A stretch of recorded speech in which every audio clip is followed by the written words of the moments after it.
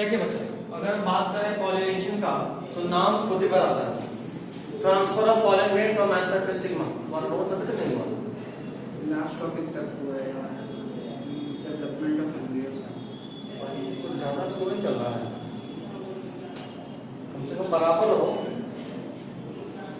Transfer of pollen grain anther से stigma की तरफ जाएगा, either in the same flower और in different flower, it is called pollination.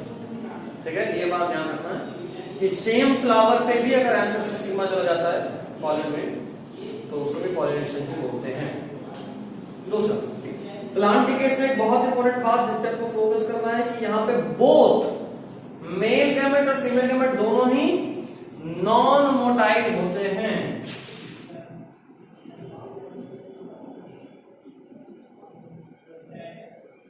अभी तक हम लोग एनिमल के केस में जो भी पढ़ रहे थे, या तो दोनों मोटाइल या कोई एक मोटाइल। ठीक है, ये पहला केस है जहां दोनों का दोनों नॉन मोटाइल है, ये इंपॉर्टेंट बात है। पहला केस जहां दोनों का दोनों नॉन मोटाइल, और इसीलिए देखोगे एक तो हमेशा ही बीच में स्टोर होता है एक के अंदर, एम्ब्रायो साइड के अंदर, और पॉलन ग्रेन भी खुद से मूव नहीं करता। We require some agents of pollination जो कि पॉलिनेट कराए, पॉलन ग्रेन को ट्रांसफर करे फ्रॉम एंथर टू स्टिग्मा। अब फिर से कोई सवाल?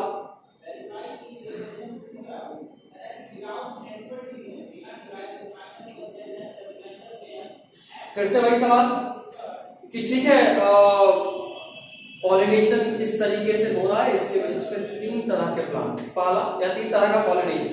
Autogamy, autogamy is transfer of pollen grain from anther of same flower to stigma of the same flower.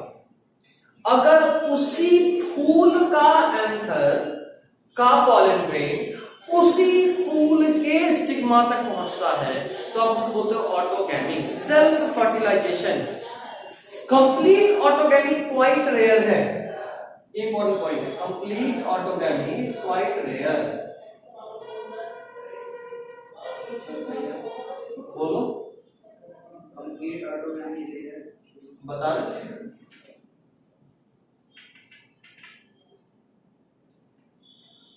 Complete autogamy rare क्यों है? बहुत बढ़िया सवाल भाई, कंप्लीट ऑटोगैमी रेयर क्यों है? ऑटोगैमी तो उसका तो अपना ही फायदा। अच्छा, क्या फायदा है, क्या नुकसान, दोनों पे भी बात करते हैं, फिर बात करेंगे क्यों रेयर है।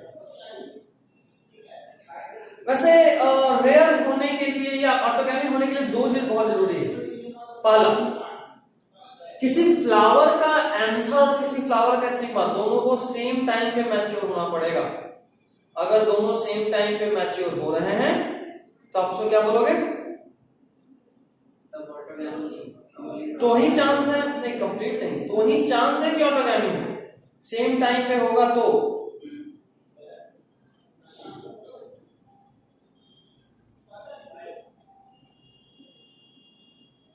ठीक है। अगर सेम टाइम पे रिलीज हुआ एंथर स्टिग्मा तो आप ऑटोगैमी बोलोगे। और दूसरा, अगर दोनों क्लोज हो, मान लो एक फूल है उसमें स्टिग्मा यहां है और एंथर नहीं, चांस लग रहा है कि कभी भी ये यहां से यहां पहुंचे? बहुत मुश्किल है, बहुत मुश्किल है। इस केस में ऑटोगैमी नहीं हो पाएगा, ऑटोगैमी नहीं होगा। चांसेस है कि इसका पॉलन किसी और फ्लावर के जो भी थोड़ा नीचे हो, मान लो नीचे वाला डाली फ्लावर पे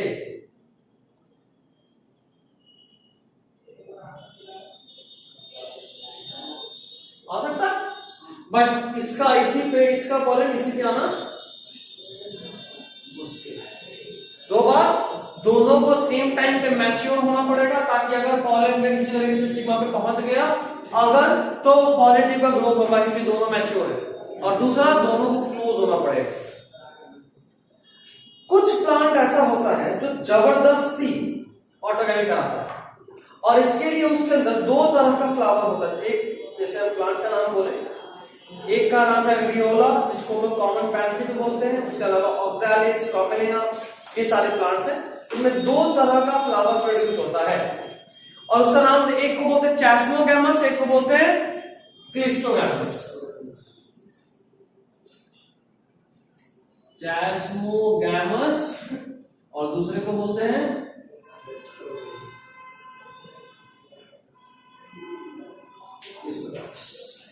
चैस्मोगैमस। वैसे फ्लावर जो बाकी सारे फ्लावर की तरह नॉर्मल होते हैं, और क्लिस्टोगैमस में कुछ स्पेशल है। ये flower they do not open at all, कभी भी ये फूल खिलते ही नहीं है, हमेशा एक बर्ड स्टेज में रहते हैं।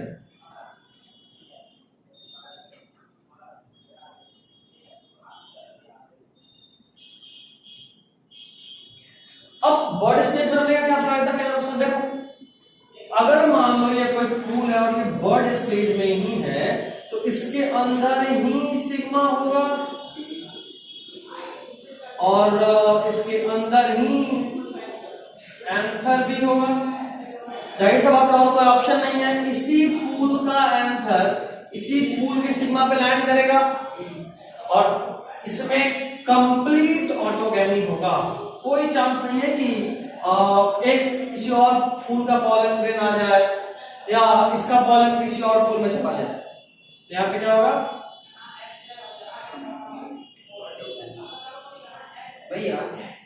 चैस्मोगैमस में तो सारा कॉमन प्लांट है। कॉमन प्लांट है, ये सारे प्लांट भी तो वहीं है, ये सारे प्लांट भी तो वहीं है। ये जो वेओला या कॉमन पैंसी या कॉमेलिना, इसमें दो तरह के फूल, कुछ फूल कभी नहीं खिलते, कुछ फूल खिलते हैं।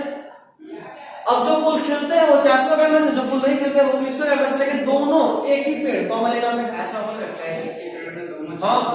हाँ, ये जो तीन नाम दिए उसी का दिए हैं, ये तीन नाम उसी तरह के फूल के पेड़ का दिए हैं जिसमें दोनों तरह के फूल होते हैं, which open and which do not open.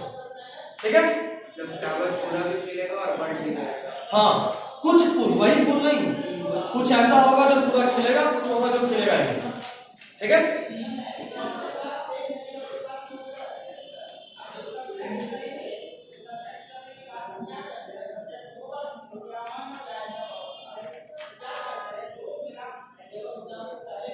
ठीक है।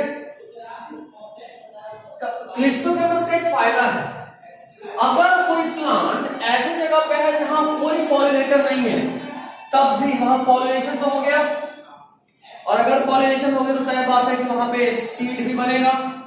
तो provide assured seed setting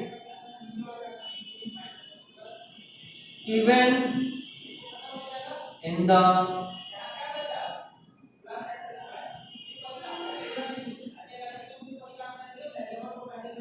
absence of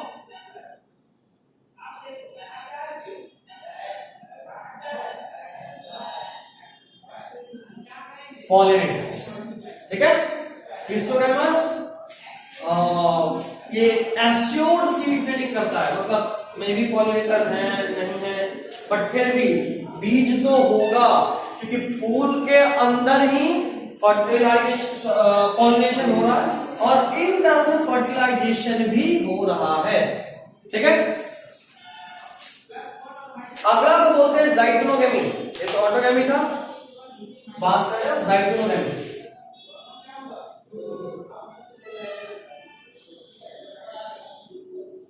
जाइगोनोगेमी ऐसा है ना, जैसा दिखने में लगता है कि क्रॉस पॉलिनेशन है, बट एक्चुअली वो सेल्फ पॉलिनेशन ही है। बोलो सर ये क्या हुआ, दिख रहा है कुछ और, होता कुछ और है। बिल्कुल, देखो कैसे, ये देखो, एक पेड़ है, एक फूल यहां, दूसरा फूल यहां, तीसरा फूल यहां। अगर इस फूल का पॉलन इस फूल के स्टिग्मा पे लैंड करे तो आपको तो दिख रहा है कि एक फूल से दूसरे फूल पे हो रहा है, मतलब एक क्रॉस पॉलिनेशन है, बट एक्चुअली वही जीन उसी जीन के साथ फ्यूज कर रहा है। तो ये इकोलॉजिकली क्रॉस पॉलिनेशन है, बट जेनेटिकली क्या है, सेल्फ सेल्फ पॉलिनेशन, है ना। अब आप इसी फूल का स्टिग्मा इसी का आंसर इसी के स्टिग्मा पे लैंड करे या इसका आंसर इसके स्टिग्मा पे लैंड करे, दिख में भी अलग अलग रहा है बट जेनेटिकली तो सेम ही चीज है क्योंकि जीन्स वही, ठीक है। और नेक्स्ट है तीसरा जेनोगैमी, ऑटोगैमी, ज़ाइगोनोगैमी एंड थर्ड इज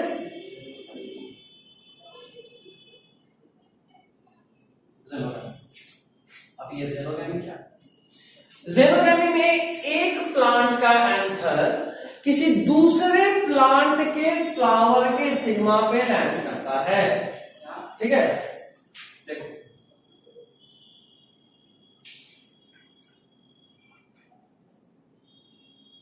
इस प्लांट का एंथर दूसरे प्लांट के स्टिग्मा पे लैंड कर रहा है, तो ये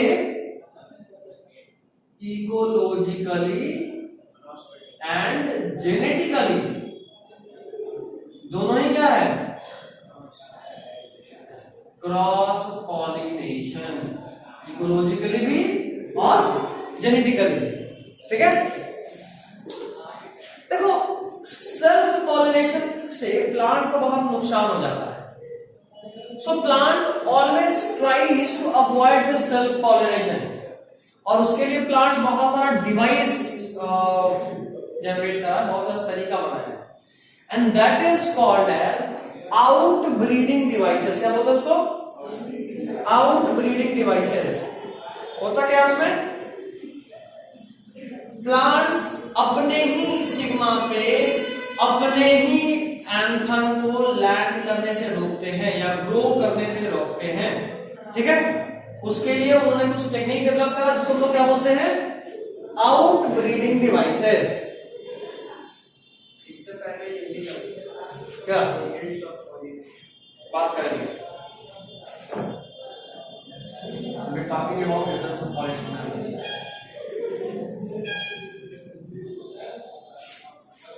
आउट ब्रीडिंग डिवाइसेस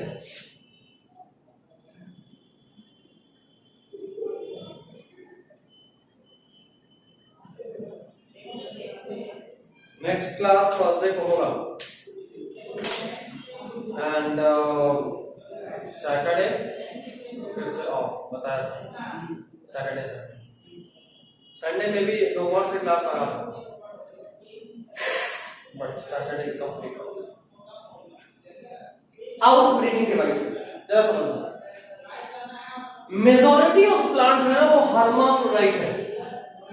हर्माफ्रोडाइट बोलो तो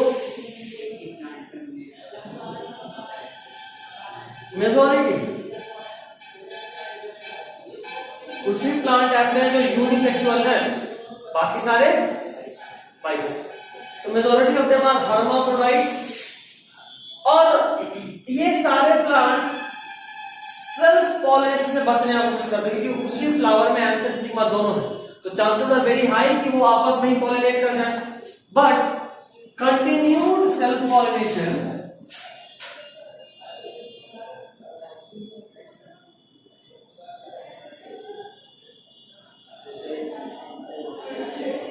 results in inbreeding depression।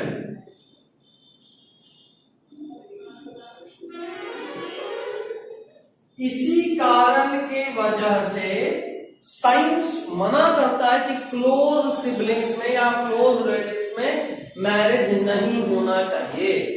ये ह्यूमंस में भी है, एनिमल्स में भी है और प्लांट में भी है। इनब्रीडिंग डिप्रेशन में क्या होता है कि अगर लगातार सेल्फ पॉलिनेशन यानी सिमिलर टाइप के जीन्स में ब्रीडिंग हो रहा है तो जो रिसेसिव जीन्स है ना वो एक्सपोज होते हैं।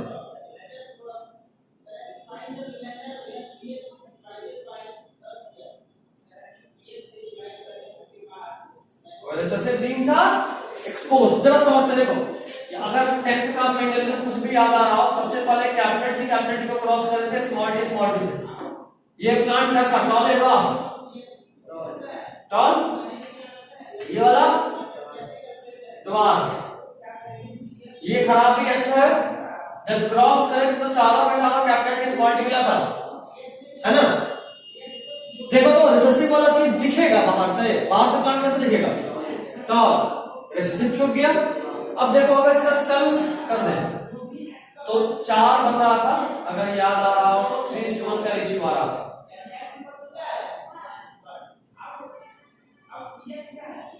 मतलब 3 टॉल और 1, यानी आप जैसे ही सेल्फ करें ना, देखो एक रेसिडिव अपने आप को एक्सपोज कर दिया, यही होता है। दूसरा एक तो ये, दूसरा चीज आप यहां पे जान सकते हो कि हाइब्रिड विगर कम हो जाता है।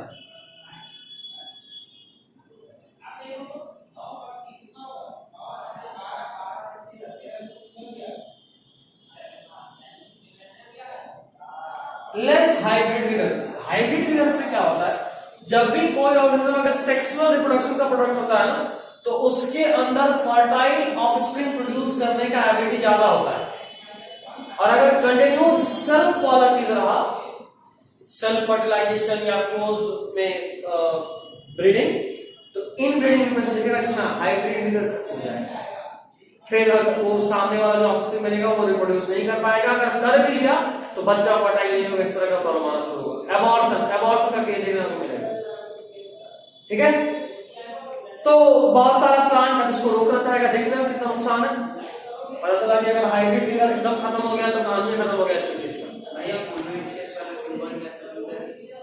मोनोइशियस यूनिसेक्सुअल है, बाइसेक्सुअल है? नहीं, यूनिसेक्सुअल। तुम क्या हो? मतलब बाइसेक्सुअल नहीं तो मोनोइशियस। चलो खुद पे बोल दी।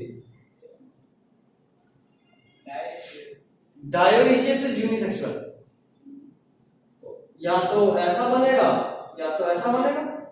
मोनोइशियस जो कि बाइसेक्सुअल है वो ऐसा बनेगा।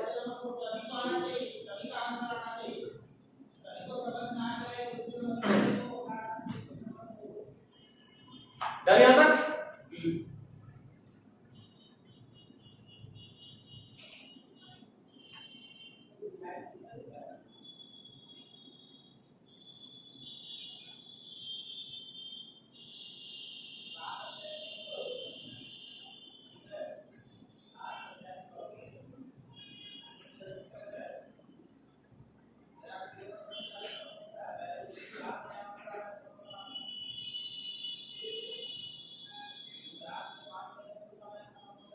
सुनना, अगर इतना सारा नुकसान है तो कोई भी प्लांट चाहेगा कि हम किसी तरीके से इनब्रीडिंग डिप्रेशन को रोकें या सेल्फ फर्टिलाइजेशन को रोकें। इसके लिए वो कुछ आउटब्रीडिंग डिवाइस जनरेट कर रहा है, जिस बारे में हम लोग बात कर लिए। ठीक है, सुनना, सबसे पहले प्लांट कोशिश करता है कि pollen release of stigma receptivity एक साथ नहीं हो। स्टिग्मा रिसेप्टिविटी एक साथ नहीं हो मतलब जिस टाइम पे वही प्लांट पॉलन मैच्योर करके रिलीज कर रहा है उस समय स्टिग्मा का रिसेप्टिव पावर नहीं होता कि अगर पॉलन गिर भी जाए तो पॉलन ट्यूब का ग्रोथ नहीं हो। एक तरीका। दूसरा तरीका कि पॉलन और स्टिग्मा को अलग अलग हाइट पे रखा जाए। अगर अलग अलग पोजीशन पे रहेगा तो फिर से there is very less probability कि उसी प्लांट का पॉलन उसी के स्टिग्मा पे लैंड करे। ठीक है, समझ रहे बात? दो चीज, पॉलन रिलीज और स्टिग्मा रिसेप्टिविटी को अलग अलग टाइम पे कर दिया जाए। दूसरा काम, दोनों का पोजीशन अलग अलग कर दिया जाए। लेकिन दोनों ही चीज सिर्फ और सिर्फ ऑटोगेमी प्रिवेंट करता है।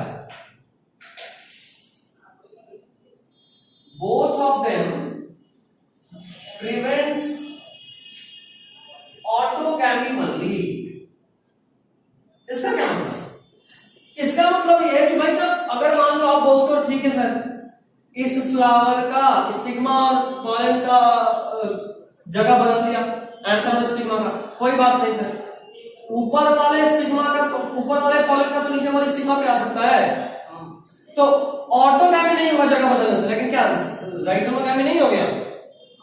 और अगर ज़ाइगोमोगैमी हो गया तो बात तो बराबर ही पड़ गया। आपको दिख रहा है क्रॉस से, बट है तो सेल्फ।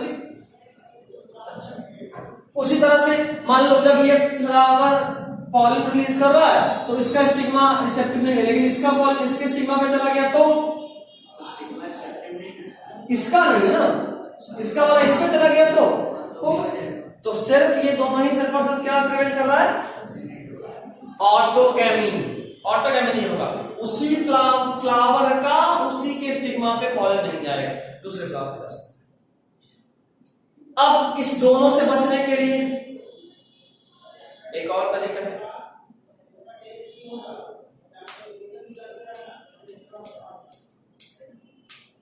सुनना, दो टर्म बोलेंगे, दोनों अलग अलग है, जरा ध्यान से समझना। यूनिसेक्सुअल प्लांट या यूनिसेक्सुअल फ्लावर। देखो, तीन केस हो सकता है। एक प्लांट है, ये इसका फ्लावर है, इसी फ्लावर में मेल पार्ट भी है, इसी फ्लावर में फीमेल पार्ट भी है, तो ये प्लांट बाइसेक्सुअल है और फ्लावर भी कैसा है, बाइसेक्सुअल। ऐसा केस,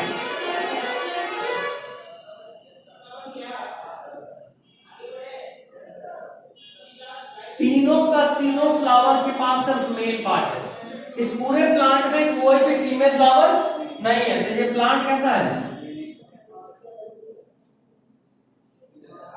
यूनिसेक्सुअल। और फ्लावर कैसा है, ये भी यूनिसेक्सुअल, क्योंकि एक तरह का। ठीक है, तीसरा केस और स्पेशल केस ध्यान देना।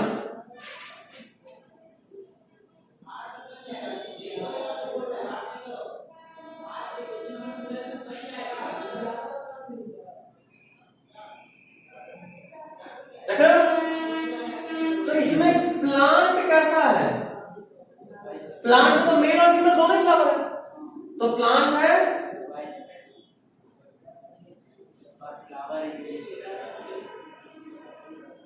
और फ्लावर कैसा है,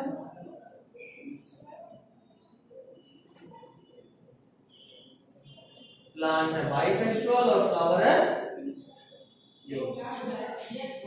समझ गए?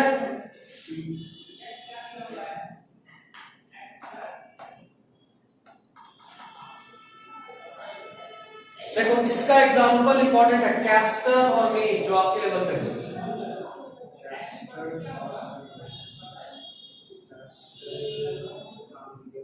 कैस्टर तिल को बोलते हैं, ठीक है, कैस्टर और मेज ध्यान रखना। इसमें प्लांट बाइसेक्सुअल है, फ्लावर यूनिसेक्सुअल है। तो इस केस में भी देखो, अगर हम इस केस में बात करें तो इसमें भी ऑटोगैमी तो नहीं होगा क्योंकि फ्लावर यूनिसेक्सुअल, बट जाइगोनोगैमी तो हो सकता है। तो फिर से जाइगोनोगैमी अगर हो गया तो फिर बात तो बराबर ही पड़ गई। इस केस से भी कोई खास फायदा नहीं हुआ, ये भी सिर्फ ऑटोगैमी रोक रहा है। तो बात आता है इस तरह के प्लांट का। इससे बचने के लिए कुछ प्लांट अपने आप को डेवलप करा, and the whole plant is unisexual. और जब ऐसा हुआ तो ये बोथ ऑटोगैमी और जाइगोनोगैमी दोनों को प्रिवेंट करने लगा, क्योंकि अब इस फूल सब मेल ही है या सब फीमेल ही है, तो उसी प्लांट का मेल या उसी प्लांट का मेल दूसरे प्लांट में, मतलब उसी प्लांट की फीमेल में तो जान सकते हैं कि फीमेल है। ठीक है, इसका भी एग्जांपल इंपॉर्टेंट है, पपाया। हाँ, पपाया।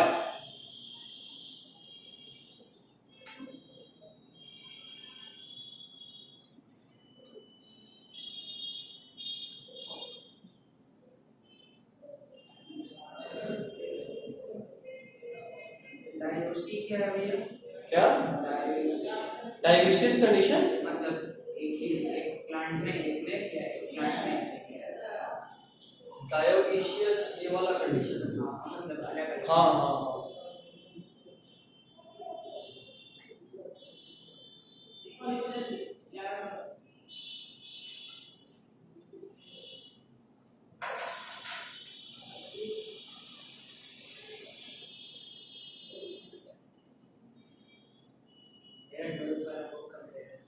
ट्वेल्थ वाला समय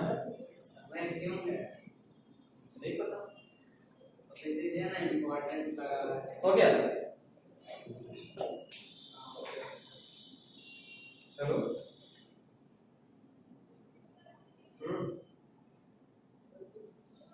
नहीं अभी हुआ नहीं, खत्म करें, बोलिए ना।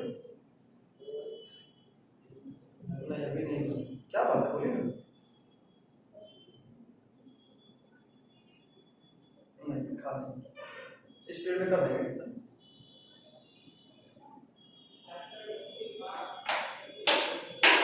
ठीक है,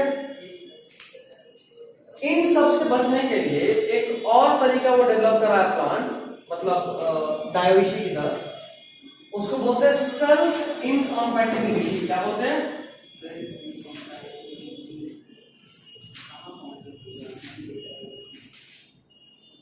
सेल्फ इनकॉम्पैटिबिलिटी।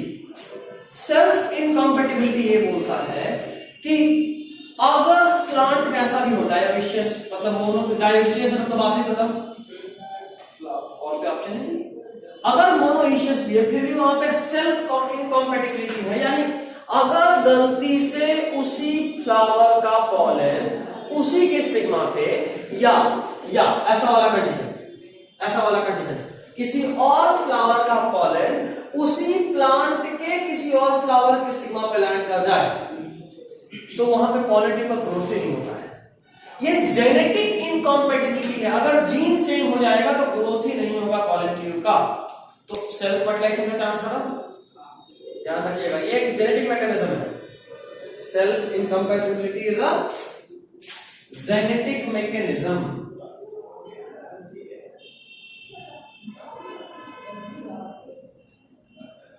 ठीक है, self इनकॉम्पैटिबिलिटी is a genetic mechanism, ध्यान रखिएगा, ये भी इंपॉर्टेंट है।